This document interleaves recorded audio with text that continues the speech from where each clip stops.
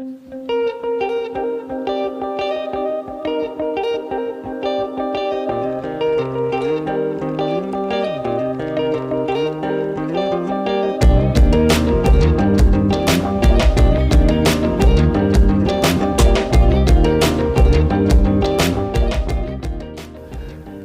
Level talks हुई.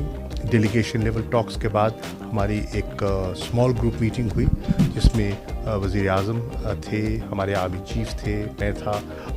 उसमें हमने तफसीली जो गुफ्तगू है हमारे ख़ित्ते के बारे में, पाकिस्तान के जो हमारे पड़ोसी हैं मशरक़ की तरफ, मग़रिब की तरफ, पीस प्रोसेस, रिकन्सिलिएशन, उसके बारे में तबादला ख्याल हुआ. जो इनका आउटरीच हुआ है, रीजनल आउटरीच हुआ है, उस पर वज़ीर ख़ारजा ने मुझे एतमाद में लिया.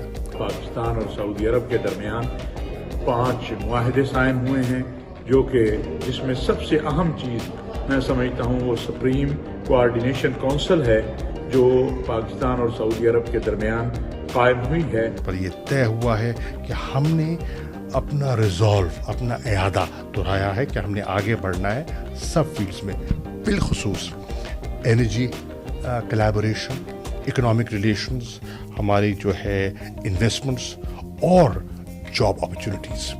और ये खुशाइन बात है कि पाकिस्तान के माजी की खिदमात को, पाकिस्तान की वर्क फोर्स की खिदमात को सामने रखते हुए उन्होंने फ़ैसला किया है इसका एक बहुत बड़ा हिस्सा पाकिस्तान के लोगों को, पाकिस्तान की आवाम को दे दिया जाएगा और इंशाअल्लाह सऊदी अरब में रोज़गार के नए मौके पैदा होंगे.